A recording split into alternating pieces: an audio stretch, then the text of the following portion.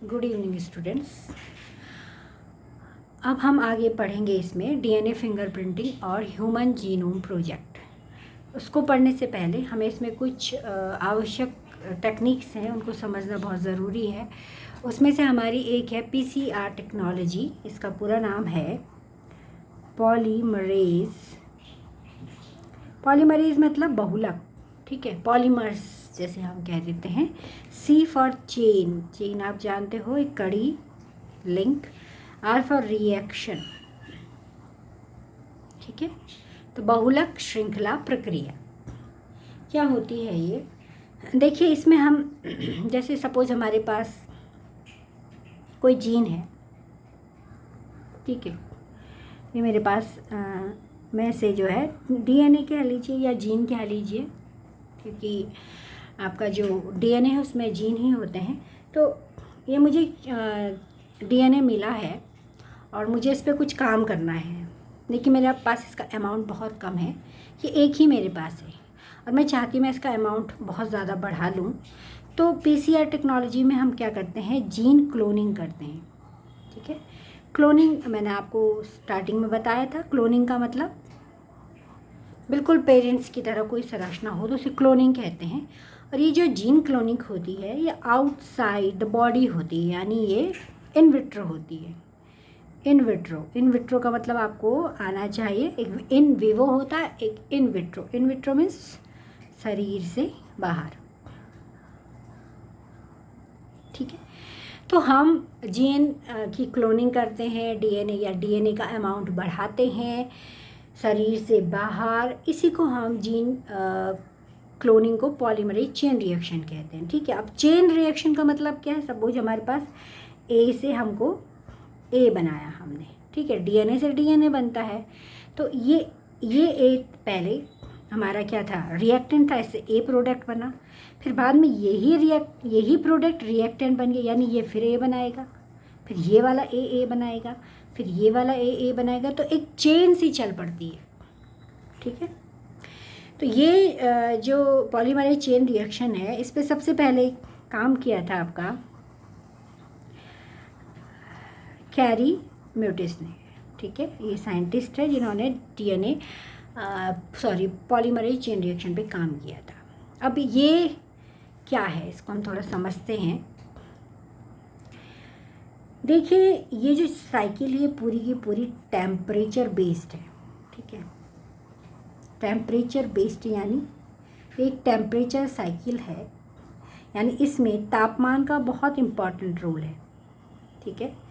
तापमान निर्भर ये साइकिल है,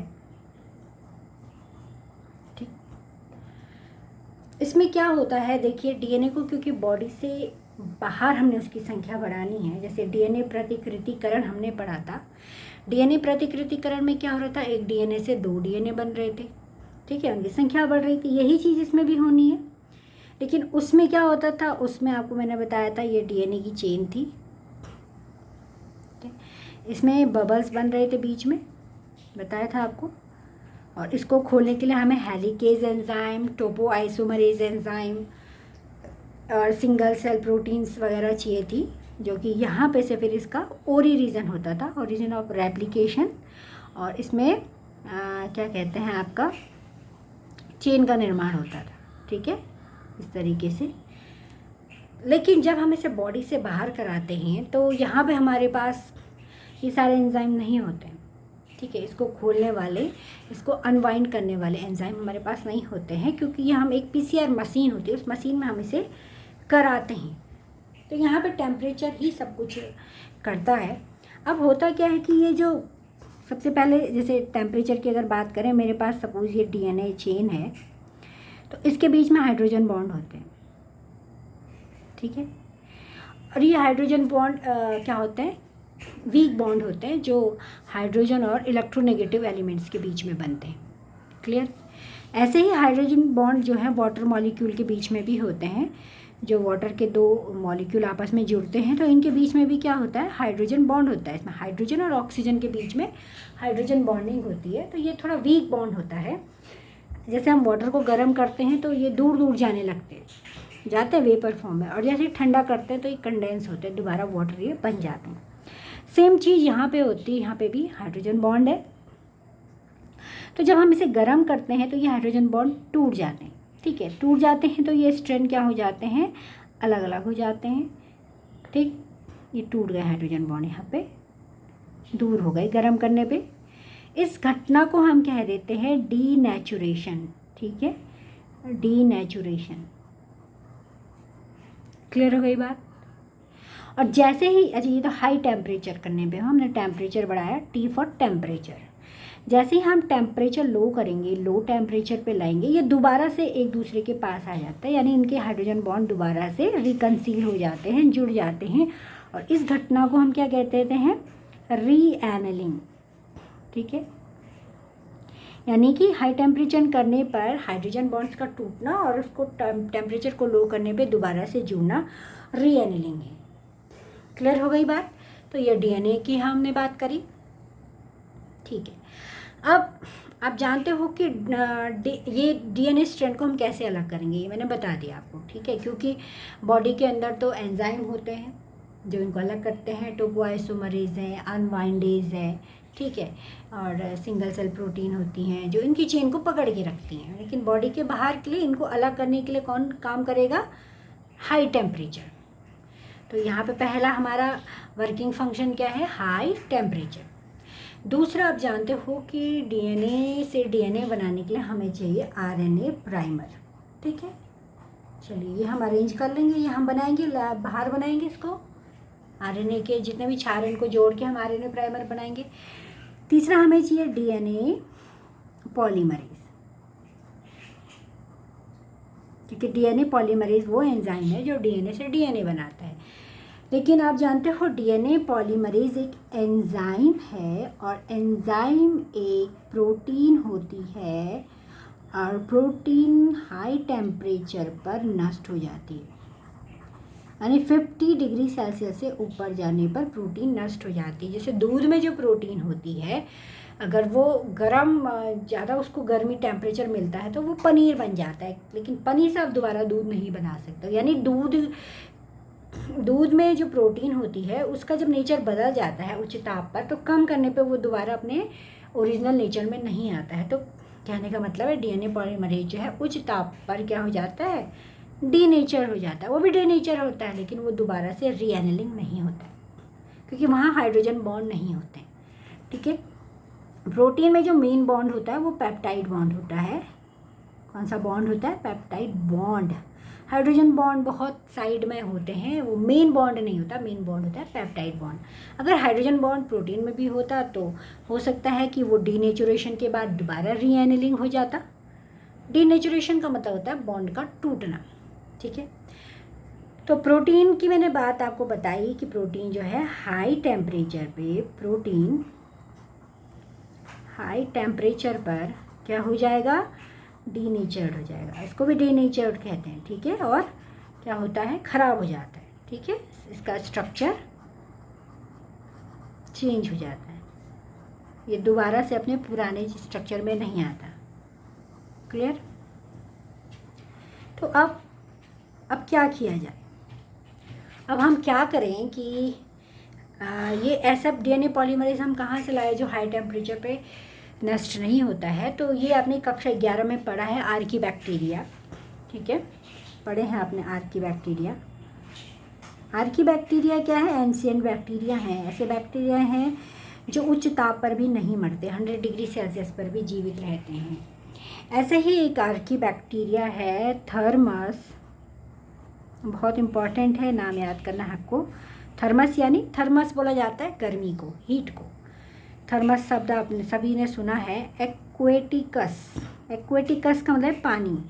इस बैक्टीरिया का नहीं, ये बैक्टीरिया है, ठीक है, एंशिएंट बैक्टीरिया, प्राचीन बैक्टीरिया हम इसको कहते हैं।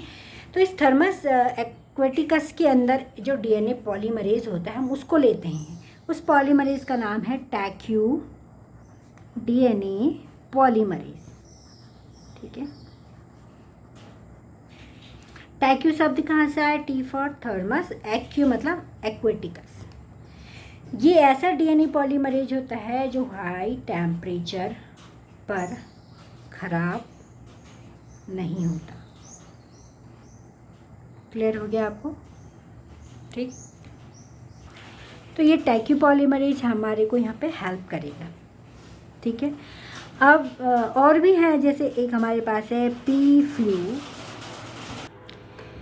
एक हमारे पास होता है पी फ्लू डीएनए पॉलीमरेज। ठीक है, ये भी कैसे काम करता है, जैसे टैक्यू पॉलीमरेज काम करता है। ठीक है, क्लियर है? ये हमें मिलता है पायरोकॉकस फ्यूरियोसस। ठीक है, किससे मिलता है? पायरोकॉकस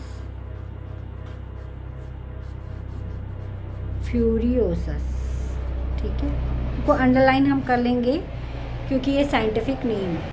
अब कैसे टेम्परेचर साइकिल चलती है, देखिए ये हमारे पास डीएनए चेन है, ये 3' 5' एंड है, ये 5' 3' एंड है। 95 डिग्री सेल्सियस पे हमने गर्म करा, ये डीनेचर्ड हो गए, अलग अलग हो गए। ठीक है, अब हम इसमें डालेंगे यहाँ आरएनए प्राइमर, क्योंकि आपको पता है डीएनए 5' to 3' एंड की ओर बनता है, तो यहाँ पे इसका 5' एंड आएगा क्योंकि ये 3' एंड है, और ये वाला इधर आएगा क्योंकि 3' एंड के सामने 5' आएगा। ठीक है, ये क्या है? आरएनए प्राइमर है आपकी, ये आपको याद रखना है, दीज आर आरएनए प्राइमर। तो आरएनए प्राइमर जब हम डालते हैं तो हम उस समय इसका टेम्परेचर थोड़ा कम कर देते हैं। क्यों? क्योंकि उच्च ताप पर ये उससे जुड़ नहीं पाएगा, तो यहाँ पे हम टेम्परेचर थोड़ा कम कर देते हैं। 95 डिग्री से हम इसको अलग करने के बाद, अगर मैं इसको यहाँ ना दिखा करके, ठीक है, चलो इसको यहाँ से हटा देना आप, मैं इसको यहाँ दिखाती हूँ। आरएनए प्राइमर हमने डाला, पहले हमने 55 डिग्री सेल्सियस टेम्परेचर करा। ठीक है, ये आपका चेन जो है अलग हुई थी, 3' 5' 5' 3'। ठीक, अब मैं यहाँ आरएनए प्राइमर डालूँगी तो ये आरएनए प्राइमर इससे जुड़ जाएंगे। ठीक है, ये आरएनए प्राइमर है, इसको आप ठीक कर लेना, ये रहे हमारे आरएनए प्राइमर, ये नहीं है। ठीक है, करेक्ट बनाना। अब क्या होगा कि ये इससे अब आरएनए प्राइमर इससे अटैच हो गए। क्लियर? अब हम क्या करेंगे, दोबारा से टेम्परेचर बढ़ाएंगे 70 से 72 डिग्री सेल्सियस। क्यों टेम्परेचर बढ़ाएंगे? क्योंकि टैक्यू पॉलीमरेज इसी टेम्परेचर पे काम करता है। जो हमारा टैक्यू डीएनए पॉलीमरेज है वो ज़्यादा हाई टेम्परेचर पर काम करता है, तो हम दोबारा से टेम्परेचर बढ़ा देंगे। ठीक है, तो हमारे पास जो ये पीसीआर मशीन होगी, ठीक, हम इसमें क्या क्या डालेंगे, एक तो हमने डीएनए डाला, टेम्परेचर तो हम बाहर से करेंगे ना, दूसरा हम इसमें न्यूक्लियोटाइड्स डाल दें, क्षार डालते हैं, न्यूक्लियोटाइड्स डाल देते हैं। ठीक है, और हम इसमें डाल देते हैं आरएनए प्राइमर, ये हमारे इसेंशियल चीज़ें हैं, और हम इसमें डाल देते हैं टैक्यू पॉलीमरेज। आगे का काम टैक्यू पॉलीमरेज ने करना है और टेम्परेचर हम रेगुलेट कर रहे हैं। तो ये टैक्यू पॉलीमरेज क्या करेगा, नई चेन बनाएगा। तो ये जो आपका आरएनए प्राइमर है, इस पर डीएनए की नई चेन बननी स्टार्ट हो जाएगी। ठीक है, बाद में आरएनए प्राइमर को हटा लेंगे। हटाने के लिए हम इसमें जो है इसी का डीएनए पॉलीमरेज सेकंड डालेंगे, तो ये आपका बन गया, चेन बन गई। ठीक है, ये था 3' 5' और ये था आपका 3' 5' 3'। ये बन गया आपका 5' 3' चेन बन गई, 5' 3' चेन बन गई। तो हमको एक डीएनए से 2 डीएनए मिल गए। ठीक, तो ये पूरी एक चेन है। देखिए 95 डिग्री सेल्सियस, फिर 55 डिग्री सेल्सियस, फिर 70 to 72 डिग्री सेल्सियस। अब है हमें और चाहिए, मोर चाहिए, तो फिर यही टेम्परेचर साइकिल रिपीट करेंगे। फिर 95 ले जाएंगे तो ये 2 स्ट्रैंड अलग होंगे, ये 2 स्ट्रैंड अलग होंगे। फिर आरएनए प्राइमर डालेंगे, 55 करेंगे। फिर हम और इसमें नई क्षार बनाना चाहते हैं तो टैक्यू पॉलीमरेज के लिए हम टेम्परेचर बढ़ाएंगे। तो ये चेन चलती रहेगी। तो इसमें क्या होता है, ये मेरा डीएनए है, एक डीएनए है कि 2 स्ट्रैंड है, इससे आपके 2 डीएनए बने। ठीक है, इस 2 डीएनए से फिर 1 से 2 बने, 2 से फिर 4 बनेंगे। तो इस प्रकार से ये चेन चलती रहती है। तो मेरे पास 1 डीएनए था, अब मेरे पास 4 डीएनए। ये पॉलीमरेज चेन रिएक्शन है और ये बहुत ज़्यादा यूज़ होती है। कहाँ पे? 2 जगह। एक तो आपका जीन थेरेपी में, आप पढ़ेंगे आगे बायोटेक्नोलॉजी में, जीन थेरेपी में। दूसरा ये डीएनए फिंगरप्रिंटिंग में बहुत यूज़ होती है। डीएनए फिंगर प्रिंटिंग, आपने सुना होगा डीएनए फिंगर प्रिंटिंग, और नहीं सुना है तो इसके बाद हमने यही पढ़ना है। किसी भी व्यक्ति को पहचानने के लिए डीएनए फिंगर प्रिंटिंग कराया जाता है।